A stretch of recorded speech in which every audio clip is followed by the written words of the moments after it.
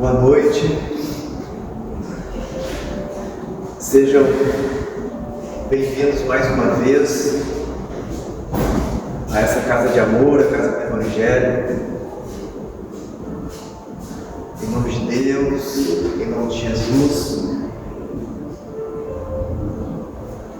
e convidamos em si a elevarmos o pensamento a Deus, a Jesus, buscando o concurso, o amparo, a proteção desta amorosa equipe espiritual, do Dr. Bezerra de Menezes,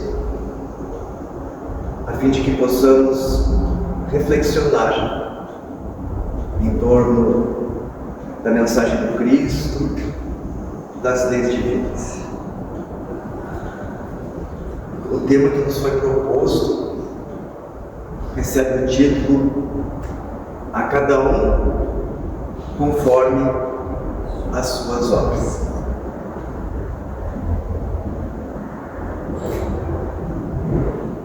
A doutrina espírita que nos foi apresentada por Allan Kardec, inicialmente uma publicação em 18 de abril de 1857 de O Livro dos Espíritos, posteriormente complementada com uma edição mais ampliada dessa obra, acrescida de O Livro dos Médiuns, o Evangelho segundo o Espiritismo, o Céu e o Inferno ou a Justiça Divina segundo o Espiritismo e a Gênese. A doutrina espírita nos propõe uma profunda reflexão sobre a nossa vida, sobre a nossa existência. É uma doutrina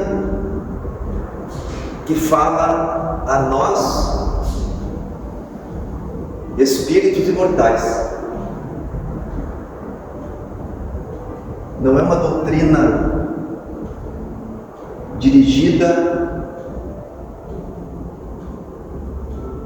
a corpos físicos que pensam,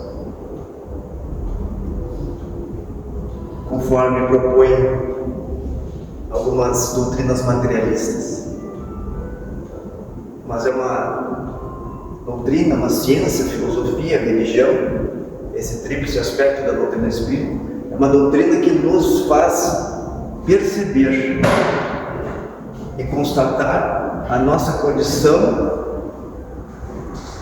de espíritos imortais, que nos utilizamos de um corpo físico enquanto estamos encarnados aqui na Terra, como um instrumento de trabalho, um instrumento de aperfeiçoamento, um instrumento de crescimento.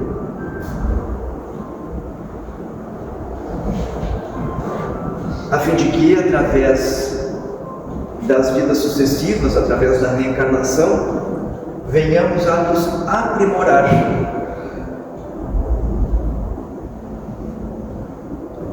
até alcançarmos a condição, a qualidade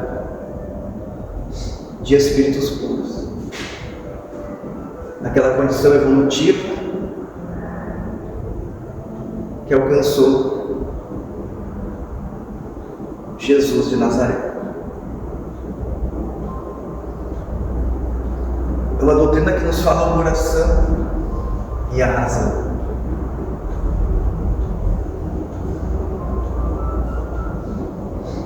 Quando nós percebemos a nossa destinação,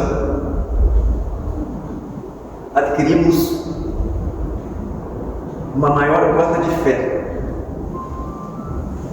porque nos diz não de uma esperança, ou melhor dizendo, não só de uma esperança, mas de uma certeza de que a nossa longa jornada de evolução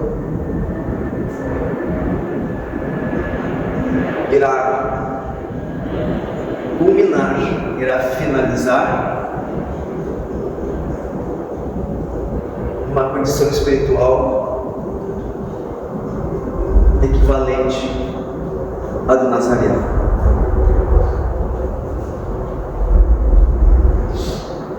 Isso significa dizer que Deus, que é o nosso Criador, não nos criou perfeitos, prontos e acabados. Conforme diz o livro dos Espíritos, Deus, que cria sempre incessantemente, nos criou simples e ignorantes. Ignorantes no sentido de que ainda não temos o conhecimento, mas que passo a passo, existência a existência, nós iremos alcançar. Deus nos criou perfectíveis. O que isso significa? Que está na nossa vontade, em nossas mãos, a chave da evolução. Será somente através do próprio esforço, através do devotamento, da abnegação, da perseverança, que alcançaremos essa condição maravilhosa.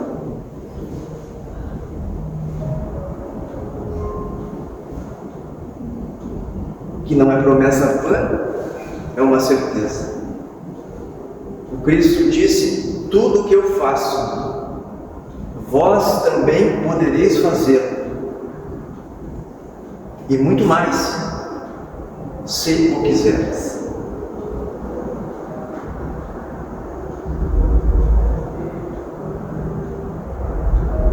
Vós sois luz, brilhe a vossa luz.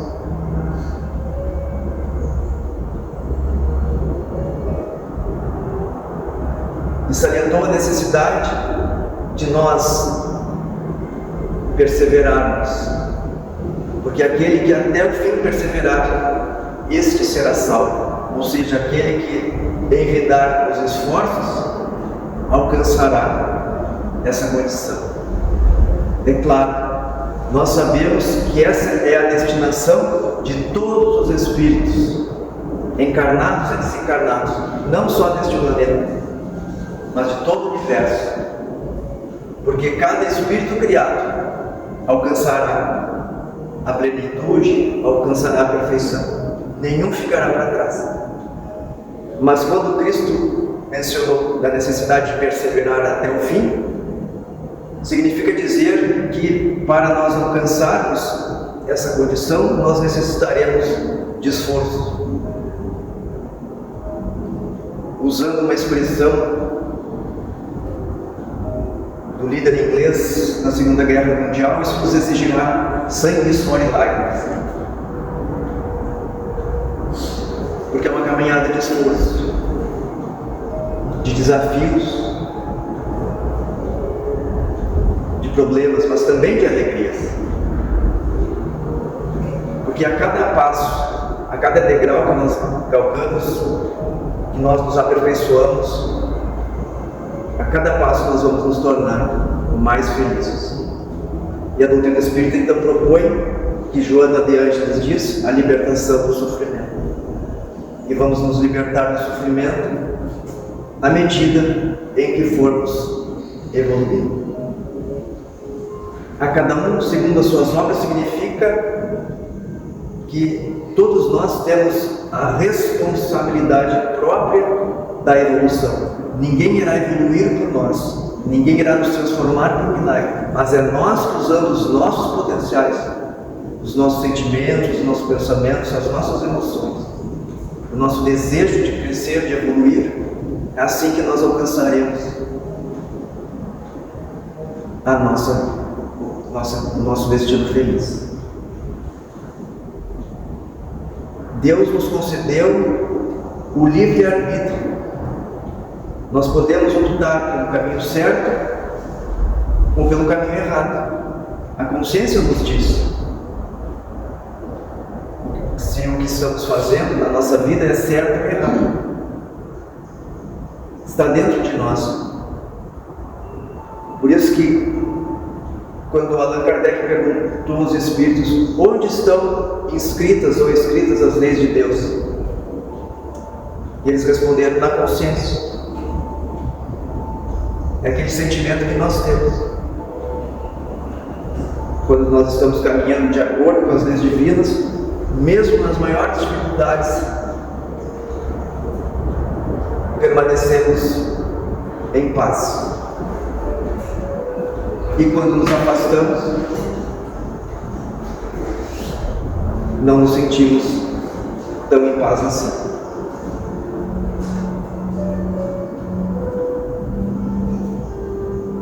E é somente através do entendimento da nossa condição de espíritos imortais, somente através do entendimento da reencarnação, é que vamos entender a justiça divina e o amor divino. Porque se nós nos limitarmos a uma existência só, a atual existência, nós não compreendemos as leis de Deus. Quando Jesus diz: bem-aventurados os que choram, porque serão consolados. Bem-aventurados os que têm fome e sede de justiça, serão saciados. Como entender a justiça, a misericórdia e o amor se nós nos limitamos a uma faixa, a um corte de tempo? Porque podemos pensar assim sobre as diferenças que existem no nosso planeta. Pessoas que são ricas de saúde, enquanto que outras, desde pequeninos, às vezes desde o berço, sofrem ou suportam doenças gravíssimas, algumas incuráveis. E aí, se nós não compreendemos que temos uma vida depois desta vida física, que temos vidas anteriores, nós ficamos a nos perguntar: Deus é justo?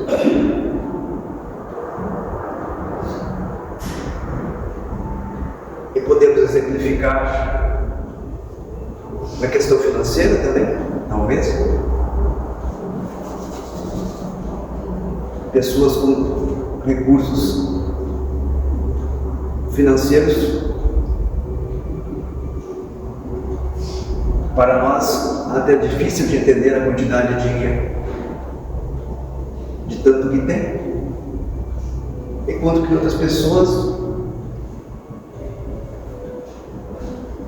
vivem na faixa ou da miséria, ou das extremas dificuldades, da fome, como nós vemos aí como exemplos no Brasil, no mundo. Onde é a justiça divina? Porque Deus concede isso a uns e aquilo a outros. Agora, se nós passarmos a entender de que nós, os espíritos, temos inúmeras e incontáveis existências, que nós vamos vivenciar diferentes experiências, que nós ora estaremos encarnando numa condição de pobreza, outros numa condição média, outros numa condição de fortuna.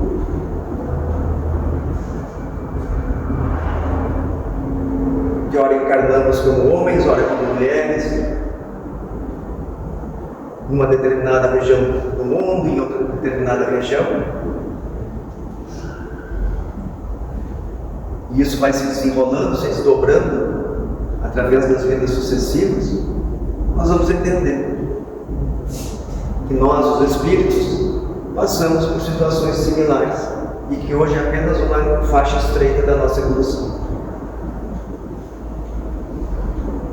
Mas o que é fundamental é nós termos o conhecimento e a consciência de que nós vivemos sob a égide da lei de amor, das leis divinas e de uma lei muito particular, que é a lei de ação e reação, a lei de causa e efeito.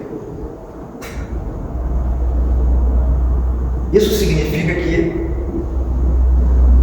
tudo o que fizermos irá retornar para nós, de bom ou de mal.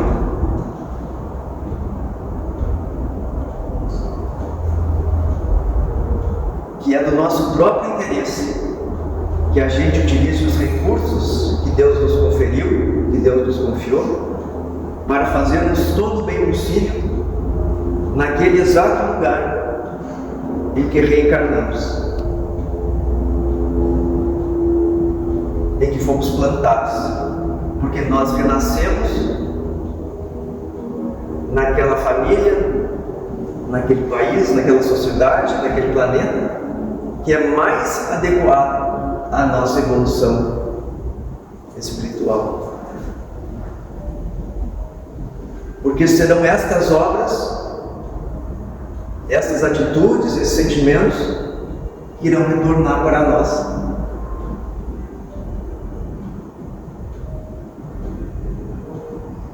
Em forma de alegria, em forma de evolução e de felicidade, se forem atitudes positivas.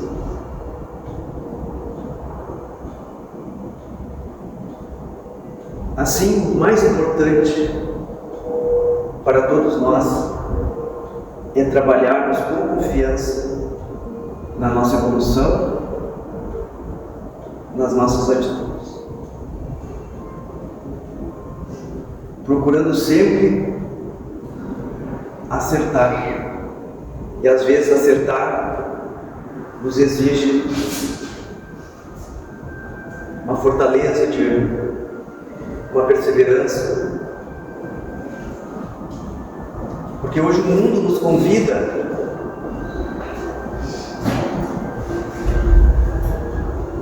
a inúmeras atitudes que na verdade são contrárias às leis divinas.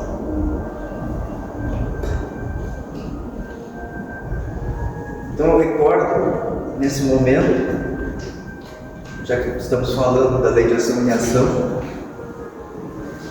naquele momento em que Jesus é cercado por um grupo, ali conduzidos por Judas, e dentro dessas pessoas que foram prendendo naquela oportunidade, encontrava-se um senhor de nome Malco,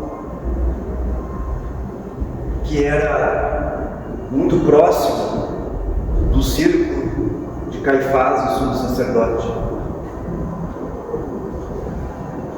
que se comprazia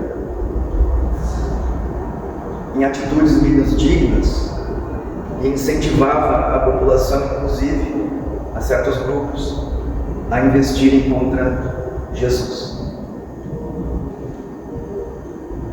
disseminando mentiras, a discórdia. E perguntam: quem é Jesus de Nazaré? E o mestre responde: sou eu. E quando vão prendê-lo, chegava Simão Pedro e saca de sua espada e corta a orelha de Malco. E narra o Espírito Amélia Rodrigues, na obra Até o Fim dos Tempos, que Jesus então cicatriza a orelha sangrada e diz a Pedro: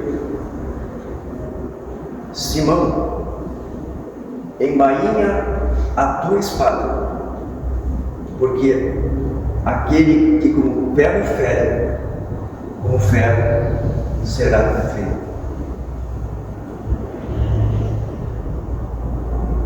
Nos trazendo essa lei,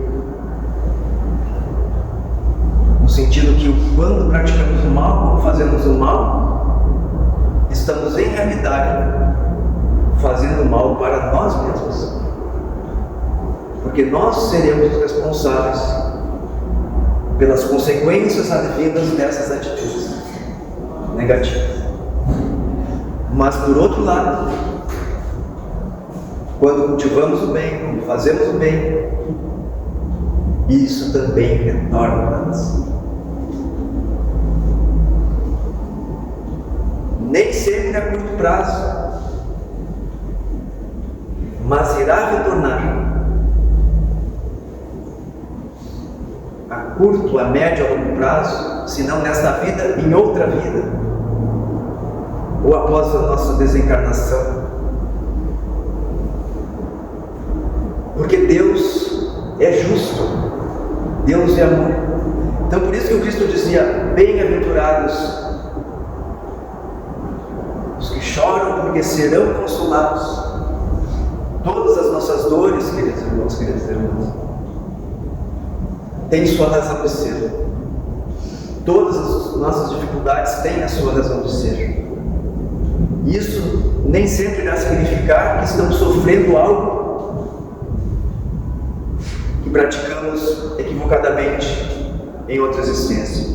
Muitas vezes sim, é verdade, porque se ferimos, por exemplo, alguém, podemos, por nosso avesso, eventualmente ser feridos, não pela mesma pessoa, mas por um acidente, um extra ou aquela circunstância.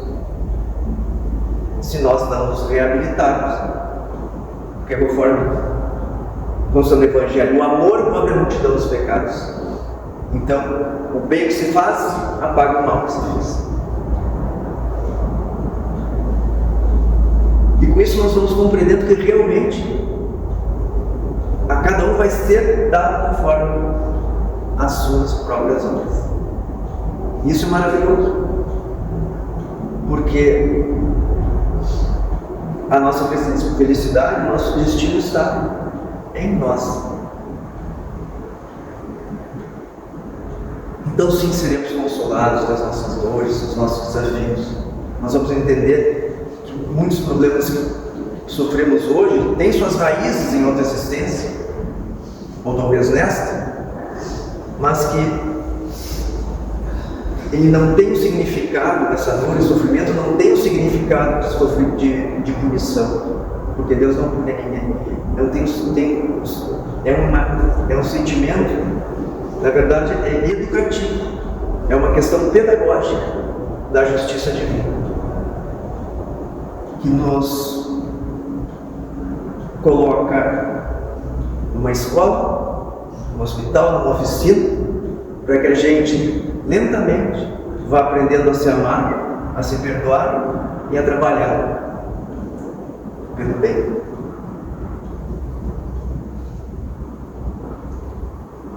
E plantando o bem, colheremos o bem. Nós vamos colher aquilo que sememos. Então, quando vierem propostas negativas, de não termos confiança na justiça divina, vamos lembrar que nós somos espíritos imortais. Vamos recordar da reencarnação, que nos faz todos iguais. Todos temos o mesmo ponto de partida e temos as mesmas oportunidades.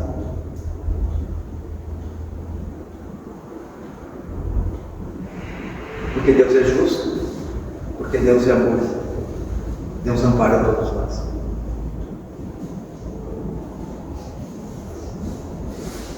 E assim, naqueles momentos de maior dificuldade, quando o nosso coração estiver apertado, estiver doendo, porque dói. A dor, o sofrimento, dói. mas vamos buscar através da oração, através da prece, através do Evangelho no lar, através da conexão com a espiritualidade, os recursos espirituais que estão no nosso interior, no nosso espírito, na nossa alma. E com força, com fé, com perseverança, nós iremos suplantar todas essas dificuldades. E quando retornarmos para a paz espiritual, que demore um pouquinho, não estamos com pressa afinal, mas quando retornarmos tenhamos a consciência tranquila, a paz no coração, vendo que alguma coisa nós evoluímos. Se não foi tanto quanto era possível, como dizem os escoteiros, o melhor possível. Conhece-se, para finalizar, o verdadeiro espírita, não pela sua perfeição moral, não é isso, porque nós ainda somos imperfeitos. Conhece o verdadeiro espírita pelos esforços que ele faz para domar as suas más inclinações. Ainda as temos, tornando-se hoje melhor do que ontem e amanhã melhor do que hoje. Que as nossas obras sejam boas, para que tenhamos a felicidade logo ali adiante, se não agora, porque a felicidade, diz Jesus, não é deste mundo, mas ela pode começar aqui mesmo, neste mundo, através do amor, do alto amor e do amor aos semelhantes. Muita paz, uma boa noite.